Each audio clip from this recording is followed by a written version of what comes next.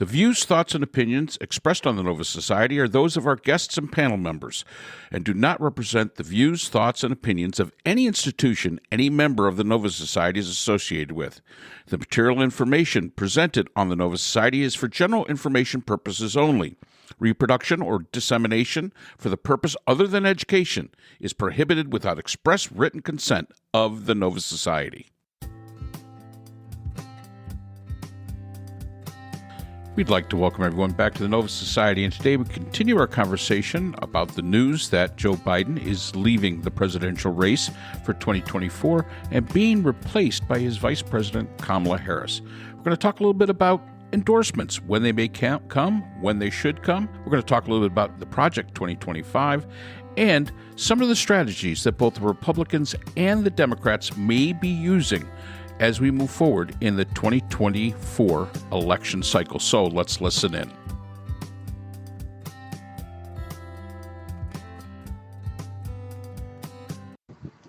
So another point that I've noticed is that former President Obama has not endorsed Vice President Harris.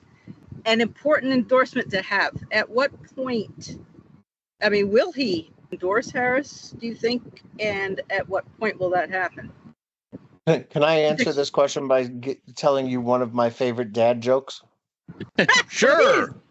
All right. So this guy goes into a talent agent's office and he said, "I have an act that you have to see." And the talent agent says, "Yeah, let me see." And he opens up the door and a three-legged pig walks in. And he starts to play music. And the pig stands up and starts dancing. And the pig is doing this beautiful dance, and he starts throwing balls to it, and it starts juggling the balls at the same time as it's doing this dance. And it gets done with the dance, gets done with the juggling, and settles down. And the talent agent said, "Wow, that really is some act." Said, "How come it only has 3 legs?" And the guy says, "Because with a pig this good, you don't eat it all at once." And okay, I like it. That was the punchline. That was it was a good one. And of course, my point here is that you've got a really big thing, and why would you bring out all your endorsements all the same? I think Schumer and Pelosi and Hakeem Jeffries are endorsing her today. It could be another couple of days or a week before Barack Obama endorses her, and that's going to be a good day for her campaign. So why spend it when you're already having some really good days now? I think that they can wait on that one a little bit. I think that's going to be a real good day. Yeah. You're not going to get him. You're going to get Michelle Obama. You've already got the Clintons. You got John Kerry. When you look at the group that is endorsed, these are, and they're the old school, which is really important. I think we kind of lose sight of that sometimes. Kamala Harris is 59 years old. Now, if you're a millennial, that's kind of old. If young Priscilla was here with us, she'd say, "Yeah, well, that's a little old. I think my parents are that age." The fact is, compared to what we're normally used to, presidents in their 60s that when they get out are really close to pushing 70. This past campaign, a sitting president at the age of 80, plus going against one that is almost 80. And I think that's another thing to remember. Right now, Donald Trump is the oldest person to be nominated by his party for the presidency at 77 years old. So when the old guard comes up and says, "Hey, I'm going to support the young guard," that's an important statement. And I think it's like Scott said, was a good day. It was a smart decision. And if anybody has any question and would dare to question Joe Biden's integrity, you're the most powerful man in the world, and you walked away from it. That shows integrity that Donald J. Trump does not. his pinky toe doesn't have. This is a important historical moment, especially because of the reasons. There's been presidents that have decided not to run again. That's nothing. But here's a president that realized there was limitations, there was issues, and said, "I'm done." That is that's a hugely important historical milestone, and one that is a good cap to Joe Biden's really great career as a public servant. Trump is 78, by the way. So Trump is 78, by the way. I didn't send him his Christmas card last time. Then never mind. His birthday card, yeah. Yeah, his birthday. I don't send him a Christmas card either. But yeah. Yeah, I mean, he just became the old guy, Yeah. That's terrific. Yeah. And he's a convicted felon. Yep. Let's not forget that. Yeah, and a jury determined that he committed sexual assault. That's right. The judge called rape in other contexts. She'll have a good line of attack against Trump. I think a lot of people who are not paying attention, and boy, I tell you, I went swimming at our local lake here yesterday, and when I came out, I had to pick up my daughter, so I went to look at my phone right away, and my phone had blown up. A lot of people contacting me, including my older daughter, lives down in Queens. And I called her first to see if she was okay. And she said, "Well, did you hear what's going on?" And I was like, "Well, I'm beginning to get a sense of it just from looking at the messages that I have that Joe Biden had dropped out and that he had endorsed Kamala Harris." And I looked around the beach, and there wasn't an adult there who wasn't looking at their phone, but nobody was talking about this. And it really did strike me that most people are not paying attention to this campaign yet and won't be paying attention until Labor Day, probably. And that's when this thing really kicks off. There's going to be, there's a sprint from Labor Day to Election Day that includes when early voting starts. And you're going to see, Harris really hammering Trump. And he's very vulnerable, and he doesn't like when Black women challenge him. And it's a real problem for him because he doesn't know how to respond to it. I'm looking forward to that. Yeah, the first debate, and they will have a debate. They're going to have to. He is going to have to be so careful what he says. And that was going to be a huge challenge for him. It's not like when he was doing the town hall with Caitlin Collins and called her a nasty person or something like this. That is a debate. There is no way and that he could possibly want to face, because he is going to have to be. He can alienate so many people with one word, just one word. He's good at that. He doesn't alienate his base, but it's all the rest of the people. We've said it before here. Nobody wanted this rematch. Nobody wanted it. Now we don't have it anymore. It's getting fun. I agree. Yeah. Well, a lot of people, as I understand it, really didn't want Trump to be the Republican nominee, and well, here they are with him, and that's their own doing. So you get the government, you get what you ask for, is what happens. As I understand it, about 70% of the American public still doesn't know what Project 2025 is, which makes me very concerned. Because it's 902 pages. I mean, yeah. Well, I think enough people know about it at this point that you at least get a sense of what it is. And, the two guys that we talked about last week are the ones who are two of the many people who are trying to implement this, trying to get the personnel that they need in place, and are already out there recruiting sheriffs and police around the country to do this massive roundup of immigrants, there's a lot of things that are in Project 2025 and Agenda 47 that people would object to. And it's clearly why Trump has tried to distance himself from it. But I don't think that they're going to let him do that. And that's good. Again, he's going to own that. As he Yes. should. Yep. Absolutely. Yep.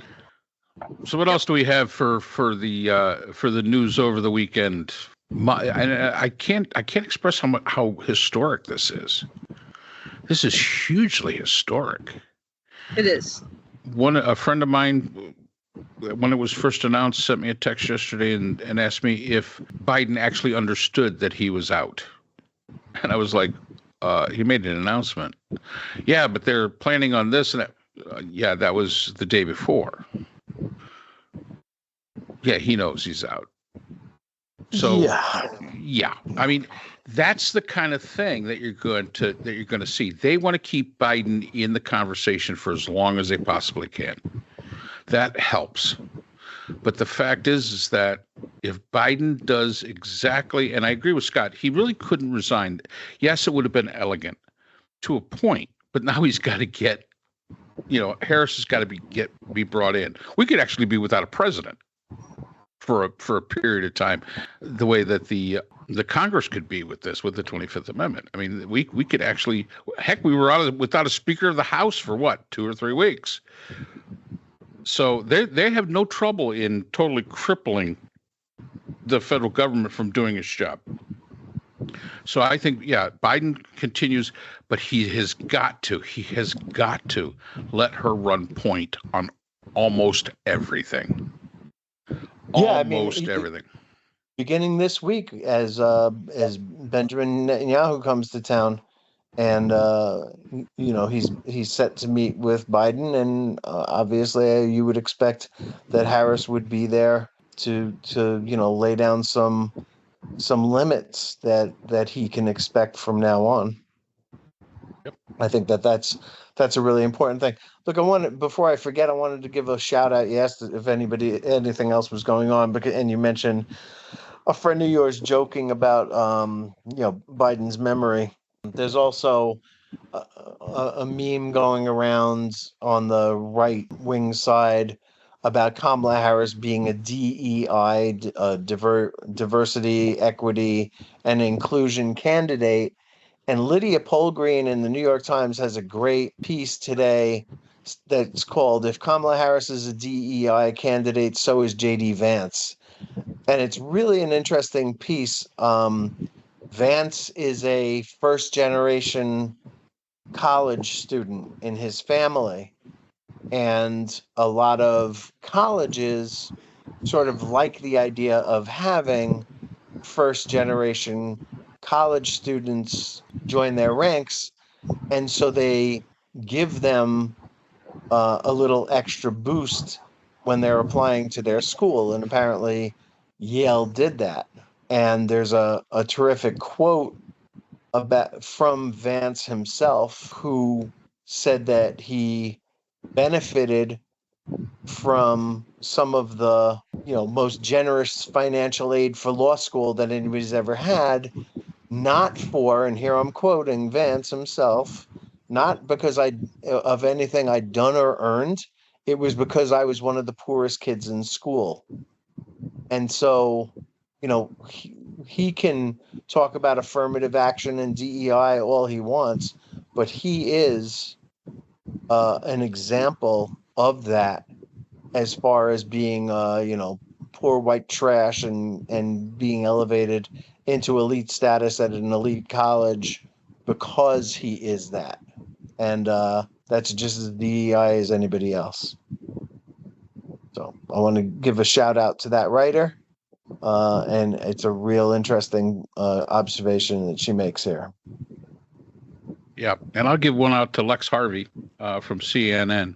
who reported on all the world leaders contacting Biden and respecting the decision that he's made and the support that has not only come from the Democratic Party, but the support that has come from world leaders. Justin Trudeau, Keir Starmer of England, the new prime minister there, Zelensky of Ukraine. I'm pretty sure Putin didn't make a phone call. But anyway, maybe he did. I don't know. The Israeli president, Herzog, he made the phone call. He also made a phone call. The idea of them understanding this and understanding what's at stake and the respect they have for Biden, understanding what was at stake and really doing the calculations and saying, maybe I don't have a path to win. Maybe I'm the thing that lets Donald Trump have a second term. All the world leaders have finally breathed a great sigh of relief that it's going to be somebody else. And I agree with Scott, when Netanyahu comes to meet with Biden, Harris has got to be in the room, has got to be visible, has got to speak. This is where Biden and let's face it, he's only in office until January. That's not a very long time. This is where he takes on probably a role he's taken on before, but not to this extent. This is where Joe Biden is the mentor. And he has got to be that person that sits behind there and is the mentor, because he has a massive amount of experience you just won't find anywhere. And he was a great president. And this decision he made him even greater a president. This is just a historic moment, and I think it's a very brave moment, and it shows character. And it is all about character. And while I have opined that him stepping down and allowing her to be president would help her very much and be a big boost to her, because it would give her the chance to prove herself. She's got the opportunity now to take the lead and go out there and be the attack dog that vice presidents usually are on her own behalf, which is great. And that they're going to have a real hard time fighting her. And I think we already see that. And, J.D. Vance as a pick for Donald Trump was not about attracting a wider group of voters, right? It was about deepening his conservative roots. So he didn't need Mike Pence anymore for the evangelical vote, as he did in 2016, which was, insane. He went after Vance to deepen his conservative credentials in the deeply conservative community. And Vance's ideas, and I think we'll probably end up talking more about this when we do the normal Friday podcast about Vance's crazy ideas and the people that influence him. These are not 50-50 ideas. They're not even 60-40 ideas. These are like 90% of people would be reviled by Vance if they knew what he stood for. And I think that that's going to really come back to bite them now, because they're not running against Joe anymore. They're running against Kamala Harris. And they're going to have to fight for votes in the middle that they didn't have to fight for before. She's got a good starting point, a very good starting point. I hope she's able to carry it through. And as I say, even the world leaders, I was kind of reading through the article, the Philippines, who we've always had sometimes a contentious relationship with, Ferdinand Bong Bong Marcos Jr. said that Biden withdrawing from his candidacy was a demonstration of genuine statesmanship. And that's from the Philippines. Even the Venezuela president, Maduro, praised the decision by Biden. So, when you've got leaders, even those that we don't always get along with, actually saying, hey, you know what? This was a good move. Even the countries we don't get along with really don't want Trump. The only ones that want Trump back are Russia and China. And China, we haven't heard a thing from, and of course, we haven't heard anything from Russia. So, but even And these Kim other Jong-un. countries, and well, yeah, Don't forget about him. I don't think he got the news yet because they're still, Maybe not. the Pony Express has not arrived in North Korea just quite yet. No, maybe not. So I guess we'll see, guys, All right. to see what Yes, we other news there is, and maybe we'll start delving into this Project 2025 and what it exactly says. I mean, we've got plenty of listeners that, we get a lot of email asking about 2025, but there's just so much to this stupid document. It's hard to figure out what's what. Expect a lot of it to just be nonsense, because I looked at the healthcare section and it's all about, so obviously Heritage can't go after Obamacare because it's their plan to begin with. And so what they talk about is enough of this woke stuff, and there's a lot of that in there. It's just this nonsense about progressive, woke, liberal, whatever they want to call it. It's just a whole lot of nonsense. All right, guys, we will see you on Friday. Take care. Yep. So that's all the time we have for today's episode. The Nova Society is a production of the Phoenix Research Institute. We'd like to thank our sponsor for this episode, the Journal of Interdisciplinary Conflict Science. The JCIS is an open journal for upcoming scholars. The JCIS is currently accepting article submissions on an ongoing basis. The JCIS is a publication of Nova Works, a scholarly depository at Nova Southeastern University. A link to the journal is in our description. We'd also like to thank our podcast partners, Buzzsprout, who hosts the Nova Society, Audacity, who is our editing partner, and Podkite, who does all of our analytics. We'd also like to thank iHeartRadio, where people get their music and podcasts, Apple iTunes, the largest source for music and podcasts on the internet, Spotify, the most popular source for the Nova Society. The Nova Society is available on all these and other quality platforms mentioned in our description. We'd also like to thank our listeners. Without you, the Nova Society would not be possible. If you have a comment, a question, or would like to be a guest on the Nova Society, we can be reached at nova.society.podcast@gmail.com. Always remember, the power of society is knowledge. So for Dr. Scott Gershwer, Dr. Brooklyn Ann Weldon, Dr. Priscilla Hobbs, and all of us here at the Nova Society, I'm Dr. Mark Bound. Be well, and we hope to see you again next time.